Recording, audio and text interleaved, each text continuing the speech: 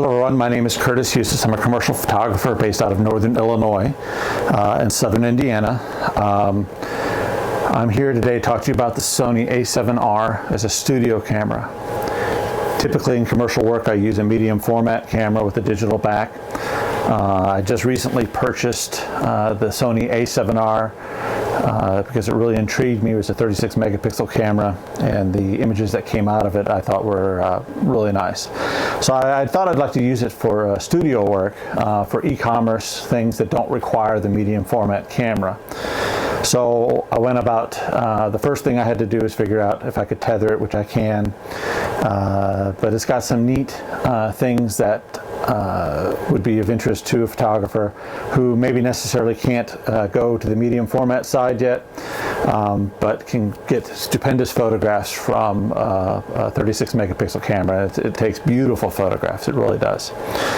One of the things that Sony has that you kind of have to overcome is that it's got an electronic viewfinder. Now, typically speaking, when you use the electronic viewfinder with the Sony cameras, it's a what you see is what you get type scenario. In other words, when I hold up the camera, I look through the lens, it's showing me the exposure that's going to happen or take place when I push the shutter. I can alter that exposure by, of course, increasing or decreasing my f-stop, increasing or decreasing my ISO, increasing or decreasing the shutter speed. And it's all reflected in the electronic viewfinder. So if I increase my shutter speed from a 60th of a second to 1/25th of a second, it's going to get darker. You know, same thing if I go slower. If I go from a 60th of a second down to a 30th of a second, it's going to get brighter. For studio work, this really doesn't work. We don't want the what you see is what you get because we're typically working with strobes. Now, if you're working with constant light, maybe this is something that you would like. But I work with strobes. And so typically I'm shooting at 1/25th of a second. I'm shooting at f11, f16, or maybe even f22, depending on the subject and what I'm trying to accomplish. And with ambient light, if I expose the scene, release the shutter, it's going to be black. Okay, the scene's going to be black because I don't have enough light coming in because I'm shooting down around anywhere from 200 ISO to 50 ISO. If I'm shooting medium format, I'm shooting at 50 ISO. So there's no light coming through to get on the sensor to give me an exposure. So this doesn't work, but Sony has a way of turning this feature off in the back of the camera in the menu. So it can basically give you a live preview of what you're actually seeing, what the exposure is going to be, or you can turn it off for manual use. So in the studio, it's very easy. You just go in and turn it off. And then you can adjust your f-stop, ISO, all that stuff, and your preview is not affected. One handy feature I found is that I was wondering if you could tether it, and you can. In a studio environment, I tether all the time. I never shoot untethered. So I wanted to be able to tether it to the computer somehow, either through Capture One or through Lightroom. I have not messed with Capture One yet, but I would like to see if it would tether with Capture One. They would just have to support it. I downloaded a plugin from DNA Software, and I'll put the web address in the notes, which enables me to connect the Sony a7r to the computer and tether directly. So I can release the shutter speed and it dumps all my photos into Lightroom. Another feature which I really wasn't expecting is the fact that since it has an electronic viewfinder and you get a live view of what you're shooting on the camera in the back. Well, that's great and fine and dandy if you're behind the camera, but what if you're moving a light or moving a reflector or moving the subject and you want to see how it's affecting the shot?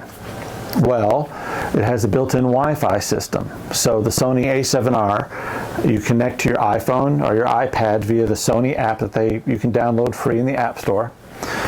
And you get a live view when you're connected to the camera. You can get a live view in your hand of what the camera is actually seeing. So I can walk around the subject with my iPad or my iPhone, move a reflector, move a light, and I can see exactly how it's affecting the shot.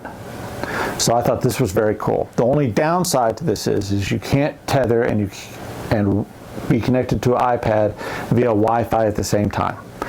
So you have to disconnect, untether from the computer and connect with the Wi-Fi. And I think probably this is because the iPhone and the iPad take over controls of the camera, because I can release the shutter from the iPhone or the iPad. So it's not a problem to do that. I just can't take a photograph on my iPad and then have it transferred to the computer. So I use it just as a preview of what the scene's going to look like.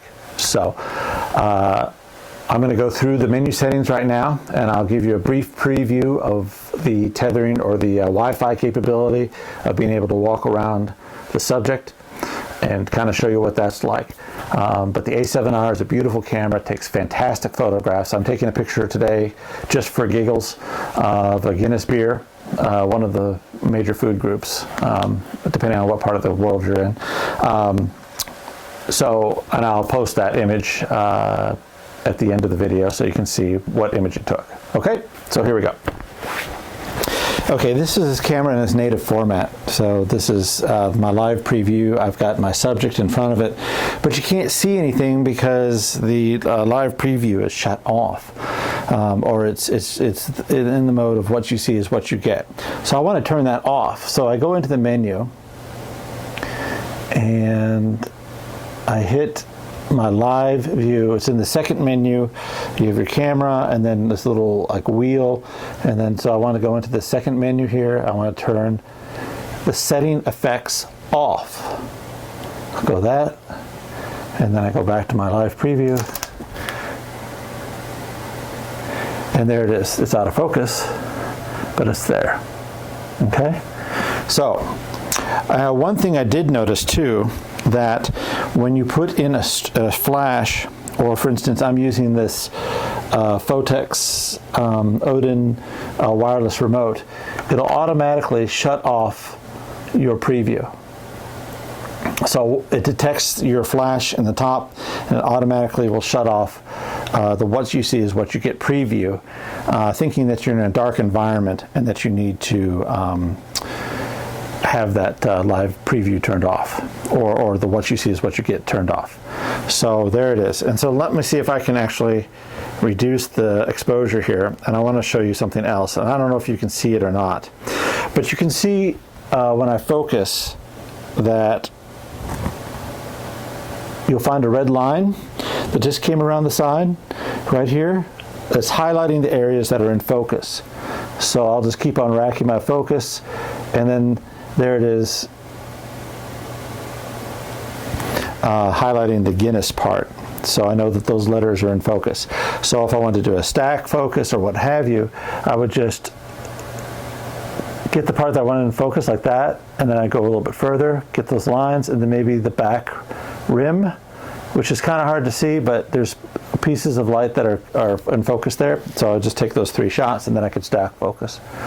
So pretty cool. So now let's take a look at the Wi-Fi part. Okay, folks, with my iPad, the first thing you have to do is you have to go into your settings and select.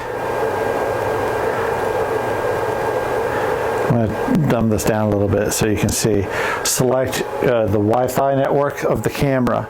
So the Wi-Fi network of the camera is actually this direct 4BEO:CH7. Now it'll actually have by default another name, but I renamed it to CH. CH is Curtis Eustis, and I don't know why I picked 7 because it's a A7R. So I selected that. So once I'm connected to the Wi-Fi on the camera, I go into my app, Play Memories, which is over here.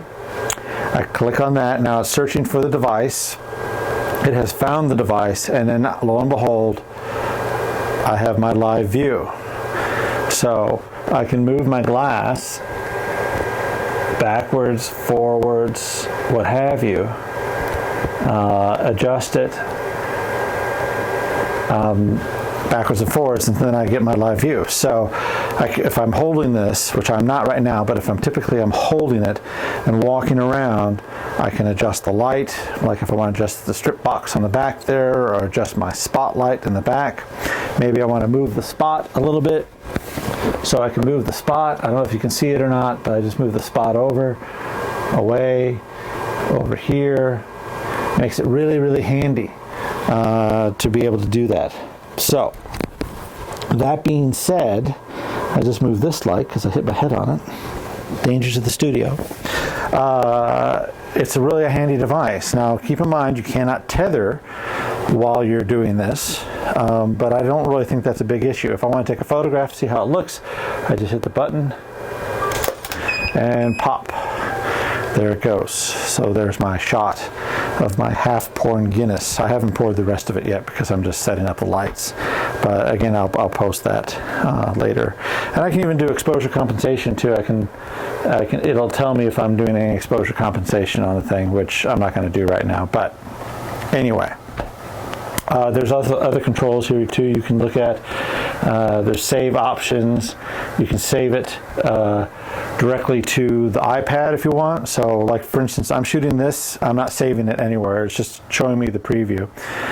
But I can save it to the iPad if I want to. I can put it on a 2-second delay if I want to get in the photograph, which really doesn't apply here. Oh no, that's review image, sorry. So it gives me a review image for 2 seconds before it goes back to live view. So there's the image, 1, 2, back to live view. And then there's a self-timer function. This is what I was thinking of 2 seconds. So if you want to use that, you can. I don't. If you actually want to control the functions of how the camera records it, if you have a card in the camera will record it. You can pick raw JPEG, JPEG, fine, medium, low resolution. There's a myriad of options you can adjust for this feature. But just keep in mind, you can't tether while you're connected to Wi-Fi. All right. If you guys have any questions, feel free to contact me via www.curtishustisphotography.com or my email, curtis@curtishustisphotography.com. Again, if you're interested in commercial photography and want to learn more about it, go to photogy.com, which is a great resource. Alex Koloskov is a great teacher for commercial photography, and it's really an inspiring place to go if you want to learn commercial photography. So all the best. Good luck with your A7R or A7. And just keep in mind, you could probably do this with the NEX7 and the NEX6, probably any of the NEX cameras. I think would work just fine, same way. I'm not sure about the tethering portion, but maybe you can figure it out. So all the best and good luck.